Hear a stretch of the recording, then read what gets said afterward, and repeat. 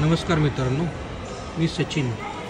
आपल्याला माहितीच आहे की जपानमध्ये हे असे सामुराई वॉरियर्स किंवा अशा योद्ध्यांची खूप मोठी हिस्ट्री आहे. तर तीच हिस्ट्री आपल्या मुलांमध्ये कशी रुजवता येईल ते जपान सातत्याने प्रयत्न करत असतं. त्याचाच एक भाग म्हणून जपानमध्ये दरवर्षी 5 मेला कोदोमोनो ही म्हणजे मुलांचा दिवस म्हणून साजरा केला जातो. आणि त्या दिवशी असे हे मुकुट असेल किंवा तलवार असतील किंवा जे शस्त्र असतील ते त्या घरामध्ये ठेवतात. आणि तसे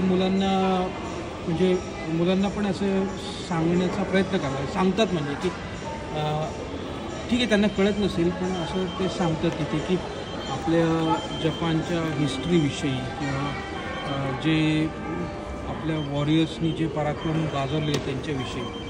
तर एक खूप मोठी परंपरा आहे आणि खूप चांगली गोष्ट आहे की आपलं कल्चर कशा पद्धतीने आपण टिकवून ठेवू शकतो ते सांगण्याची खूप मोठी चांगली पद्धत आहे.